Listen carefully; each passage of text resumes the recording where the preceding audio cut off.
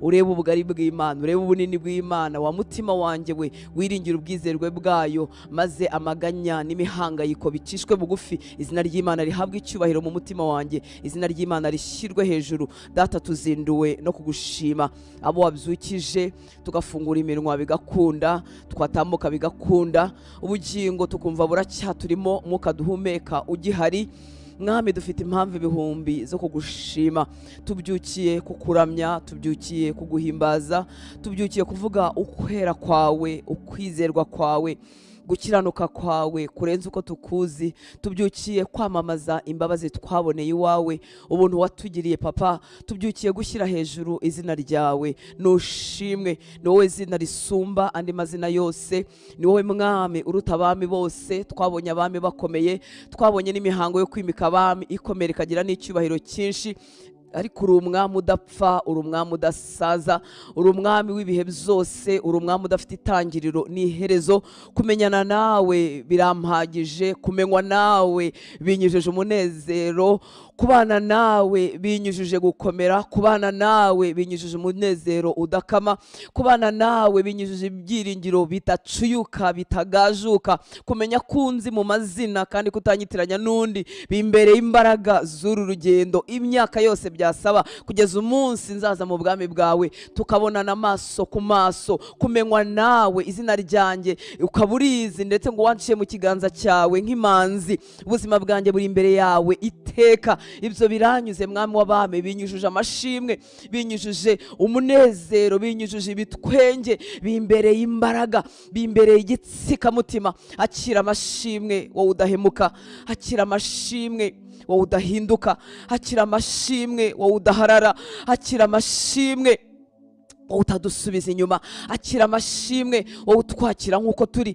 akira amashimwe wowe utancira witeka, akira amashimwe wowe unkunda kandi unzi muri detaye, akira amashimwe wowe utansubiza inyuma, uzi n'ibice by'umwijima n'ibice by'umucyo n'ibice by'ibyo ntashoboye n'ibice by'ibyo nashoboye. Akira amashimwe wowe unzi wese nk'uwambaye ubusa, akira amashimwe wowe ukomeza kunkunda utyo, akira amashimwe wowe udasubiza inyuma baza bakugana, akira amashimwe Mwami w'abami. Umutima wanjye uragushima, umutima wanjye uraguhimbaza, umutima wanjye uragushyira hejuru. Uravuga ubwizerwe bwawe, uravuga imbaraga zawe zitagira akagero, uravuga imbaraga zawe zidatangirwa, uravuga gukomera kwawe, wowe ukingura ntihagire umuntu n'umwe ukinga, wowe iyo wakinze hatagira umuntu n'umwe wakingura. Nubwo imbaraga zose zo ku isi n'abakomeye bose bakwiteranya, iyo wakinze nta muntu n'umwe wabasha gukingura. Iyo wavuze yego nta muntu waguhakanya, iyo wahakanye nta muntu wavuga yego. Akira icyubahiro Mwami w'abami, akira ishimwe nyagora ku ngoma. Wewe wadukunze tudakuzi, wewe wadukunze tukivurguta mu byaha, wewe wasanze dupfuye ukavuga ngo nitubeho. Akira ishimwe nyagora ku ngoma, akira ishimwe wowe utugirira neza udashingiye ku misengere yacu, akira ishimwe wowe utugira neza udashingiye ku kintu na kimwe. Akira ishimwe Mwami w'abami, akira ishimwe. Wewe wadukunze tutaramenya no kugukurikira, wewe wadukunze tutaramenya n'ibyawe. Akira ishimwe wewe wadusanze tugutuka, tuguteye umugongo, tugusuzuguye, tutakwitayeho, ariko urukundo rwawe rukadukurayo, urukundo rwawe rukatugeraho. Akira ishimwe Mwami w'abami, akira ishimwe wowe uduhera ubuntu, wowe uduhera ubuntu, wowe uduhera ubuntu.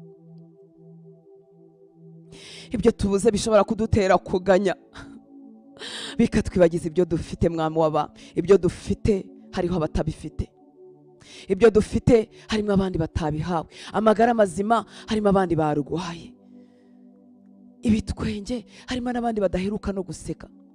Amaganya ntatwibagize ibyo dufite Mwami w'abami. Ibyo tugutegerejeho ntibitwibagize ibyo wamaze gukora. Utabikoreye ko twasenze, utabikoreye ko twakiranutse, utabikoreye ko twatanze amaturo, utabikoreye ko twagumye mu nzira zawe. Ibyo duhera ubuntu ntibigira akagero. Ndagushimira ubuntu bwawe, ndagushimira umwuka duhumeka, ndagushimira ubuzima n'ingingo zibasha gukora, ndagushimira ubuntu bwo kugaruka mu nzu yawe, ndagushimira ubuntu bwo kwandembuza nkumva nkamenya ko ari igihe cyo kuza kwiherana nawe bigakunda. Ndagushimira ubuntu bukomeza intambwe z'umuntu muri urugendo rw'agakiza. Imiyaga itabuze, imivi itabuze, ayiwe imyuzure yatembye, ariko ugakomeza intambwe zacu Mwami. Akira ishimwe Papa, ndagushimira ibyo ukora ntanazi, ndagushimira urugamba rwo mu mwuka undwanirira utanemeye utemeye ko amaso yanjye arubona, ndagushimira aho ushyira akazitiro nyaguhora ku ngoma utanemeye ko bingeraho, kuko birusha imbaraga, kuko bindusha imbaraga, kuko ubona neza ko byampirika rwose nka dandabirana. Ndagushimira izo ntambara undwanira hirya iyo ngiyo mu mwijima. Akira ishimwe nyaguhora ku ngoma, akira ishimwe papa, akira ishimwe mwami w'abami. Umutima wanjye wiharirwe nawe. Imyaka nsigaje kubaho mwami w'abami ikubera ituro riguhumurira neza. Buri segonda y'ubuzima bwanjye ikubera ituro riguhumurira neza. Buri munota w'ubuzima bwanjye ukubera ituro riguhumurira neza. Buri gikorwa, buri buzima, buri mpumeko, ndyamye cyangwa mbyutse, sinzire cyangwa ndi maso, reka bikubera imibavu iguhumurira neza mwami w'abami. Umuntu yaguha iki? Umuntu yagushima ate? Ndagutura indirimbo zuzuye umutima wanjye, ndagutura amashimwe, ndagushima mwami w'abami kubwo bwizerwe nabonye iwawe, kubwo imbabazi naboneye muri wowe, kubwo buntu nasanze iwawe, kubwo gukiranuka kwawe. Uhera mu itangiriro ukamenya ibyo mu iherezo, ibyo hagati byose urabikontorora mwami w'abami. Ibyo njyewe nafiteho kontrole, ibinshobera, ibyo ntazi byose biri mu kiganza cyawe. Ntutungurwa mwami w'abami. Tuzindukiye guturiza imbere yawe, tuzindukiye kwemera gukomera kwawe kukaganza imitima yacu, tuzindukiye kwemera kudahangarwa kwawe kukayobora ubuzima bwacu bwose, tuzindukiye kukwemerera kugira ngo inzira zawe, have your way, ugire inzira zawe zitembe mu mitima yacu, ubikora uko ushaka. Tuguituye iki gitambo cya mu gitondo, tugutuye ituro rya mu gitondo, tukubwira ngo turakwemereye, ubikora uko ushaka mwami w'abami. Igitondo n'umugoroba imisengere yacu tuba tumeze nk'abaguterekomanda, tuba tumeze nk'abakuyobora, tukubwire ngo bigenze gutya, nibi dushaka bari kubikora, bikore muri uku kwezi, bikore muri uyu mwaka, bikore muri isa, bibangukane bigenze utya. Ariko mwami je kugutura igitambo muri iki gitondo kikubwira ngo uko ushaka abariko bimera mwami w'abami, uko ushaka bariko bimera, kuko uko ushaka guhora ari kwiza kuruta uko nshaka, uko ushaka guhora kwizewe kuruta ibyo nshaka. Ariko ubwenge bwanjye bugufi buhora bwumva inzira zanjye arizo ziri smart, buhora bwumva inzira zanjye n'imitekerereze yanjye ari yibizi neza. Nyamara ijambo ryawe ryarambwiye ngo wamenye ntaraba urusoro mu nda ya mama, wamenye ntaraba urusoro mu nda ya mama. Ushyiraho kuzaba ibi n'ibi, no kuzabaha n'aha, no kuzakora ibi n'ibi, no kuzahamagarwa muri ubwo buryo. Ariko maze kugera ku isi, maze guca akenge, ndavuga ngo ndabigenza uko nzi, ndabigenza uko nshaka, ndabigenza uko nabyize. Nyamara waramenye ntaraba n'urusoro mu nda ya mama, waramenye papa na mama batarahura, waramenye ntaravuka, waramenye ntaramenya kuvuga. Ariko maze guca akenge, nifuza kuyobora inzira zawe. Iki gitondo mwami w'abami tuje gukubita hasi ibyo byose, tukubwira ngo inzira zawe mwami w'abami, uko ubishaka, uko ubikunda, uko ubishima, uko wabigennye, uko wabyanditse muri cya gitabo cyawe. Nkuko nasomye ijambo ryawe ngo hari igitabo cyawe ngo wanditsemo iminsi yacu yose, ngo tutarabaho n'umunsi n'umwe mwami w'abami. Uko wari warabyanditse, uko wari warabigennye, umpe ibirenge byanjye kubitereka mu nzira zawe, umpe ibirenge byanjye kudatsana, mu buzima bwanjye kutajya kure y'ibyo wagennye mwami w'abami. Uwo mwuka wanjye sensibilité yo kumva mwami w'abami, kugira ngo aho unyerekeza abariho nerekera. Ibyo ushaka mwami w'abami, ibyo ushaka abari byo binyuzura.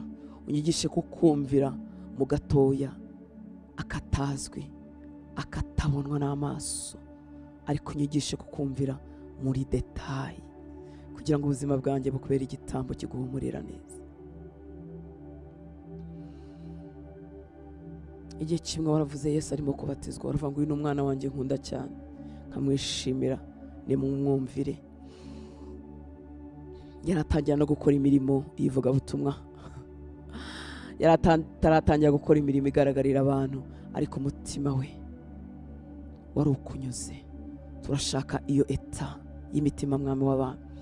Uturinde kubyitiranya n'imirimo, uturinde kubyitiranya n'iby'abantu bakomera amashyi, uturinde kubyitiranya n'ibyamamara bikanatwamamaza bikanavugwa, uturinde kubyitiranya n'indirimbo duhimba, uturinde kubyitiranya nibwiriza butumwa twakoze, uturinde kutwitiranya kubyitiranya n'imibare y'abantu bamaze gukizwa udukoresheje, uturinde kubyitiranya mwami w'abami n'amatayito dufite, uturinde kubyitiranya n'impano waduhaye, uturinde kubyitiranya n'imihamagaro washyize ku buzima bwacu, wiharira imitima yacu mwami w'abami, uturinde kubyitiranya n'amafaranga tumaze gutanga mu nzu yawe, uturinde kubyitiranya mwami w'abami n'ibikorwa duhaye abantu bo ku isi bareba bakabyitirira amazina yacu, uturinde kubyitiranya. Turifuza umutima wihariwe nawe mwami w'abami, umutima wihariwe nawe, umutima wihariwe nawe, umutima wihariwe nawe,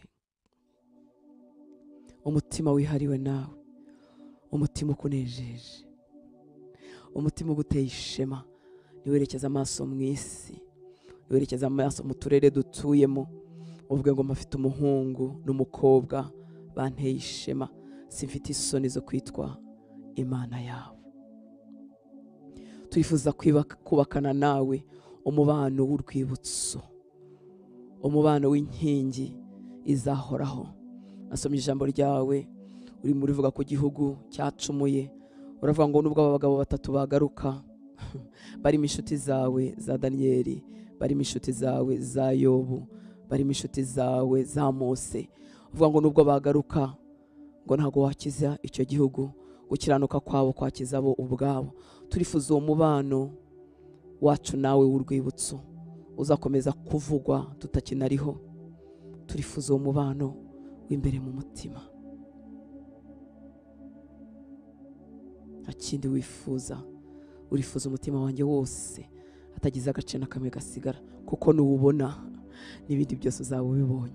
Uzaba ufite worship yanjye, uzaba ufite ubutunzi bwanjye, uzaba ufite impano zanjye, uzaba ufite umwanya wanjye, uzaba ufite amaboko yanjye, amaguru yanjye azakugendera. Tuzinjira mu kubaho kubwawe. Si amaturo y'amafaranga wifuza, urifuza ko tuguha imitima yacu, kuko imitima yacu nuyibamo n'amafaranga yacu azaba yawe. Tuzamenya ko twayahawe nawe, n'amasaha uduha iminsi utwongera tuzayaguha, ayoborwe nawe, kugira ngo buri kimwe tubamo, buri kimwe dusa nk'abitejemo imbere, byose ubigireho ijambo. Ngwino byose ubigireho ijambo mwana, ngwino ugire ijambo ku buzima bwacu, ku kazi kacu, ku masaha udutije. Ngwino ugire ijambo, ngwino ugire ijambo mu buryo turera abana bacu, ngwino ugire ijambo mu buryo tubana nabo twashakanye, ngwino ugire ijambo mu buryo tubana n'abaturanyi n'imiryango. Ngwino ugire ijambo, uduhe kukumva byimbitse kugira ngo tubeho ku bwawe. Urakoze kuri Imana y'amasezerano.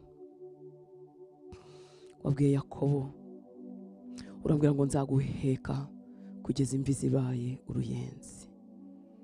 Uri Imana iterura kuva umuntu avuka, ukaba Imana iduheka ikadutsindagiza tukarinda tugera mu busaza. Uri Imana y'amasezerano. Ariko imibabaro y'iyi si n'imiyaga y'iyi si igitwibagiza kujya udushyira ku mugongo aho tutabasha kwitambutsa ukahadutambutsa. Reka abahungu bawe n'abakobwa bawe tuzamukana muri iki cyumba cyo hejuru, utwibutse ko ari wowe uduheka tukazarinda tugera mu busaza ukiduhetse.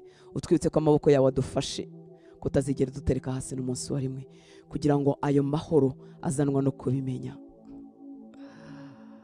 ayo mahoro azanwa no kubimenya, ubwo bushizi bw'amanga buzanwa no kubisobanukirwa, bwicare mu mitima yacu ubutahimuka ukundi, kuko uri Imana y'amasezerano. Iyo uvuze bihinduka itegeko, uhamagara ukuye mu busa ibintu bikaremwa, ibintu bigafatika. Umuhungu wawe n'umukobwa wawe gukomeza kugutegereza no kuguhanga amaso no kudakukuraho amaso.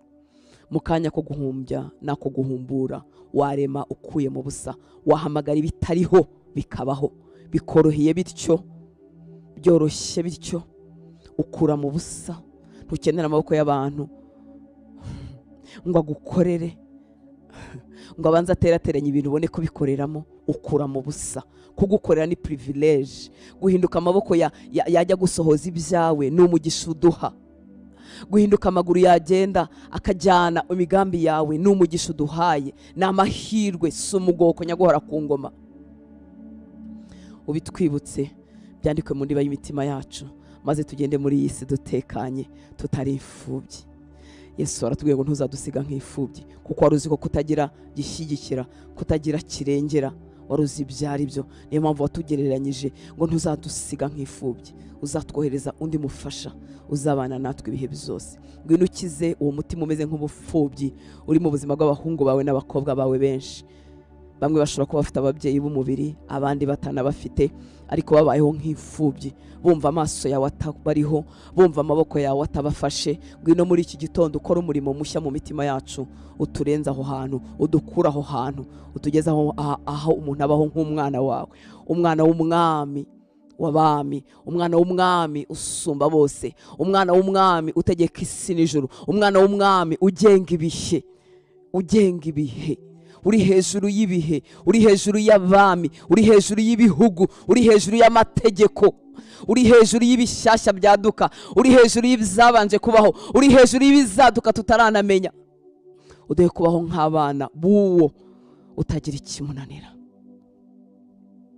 Kiza ubupfubyi abahungu n'abakobwa bakijijwe ariko barushye nk'abadafite papa. Kora uwo murimo mu mitima yacu papa. Urakoze kumva gusenga, urakoze kuri kumwe natwe kugira ngo tugirire neza. Urakoze ko mu bakwizeye bose nta n'umwe uzakorwa n'isoni. Abagutegereza bose nta n'umwe ukorwa n'isoni. Abagutegereza bose amaherezo yabo ahora ari meza, barangiriza mu munezero udashira, barangiriza mu byishimo bitarangira. Abagutegereza bose ntibakorwa n'isoni. Abagutegereza bose baca mu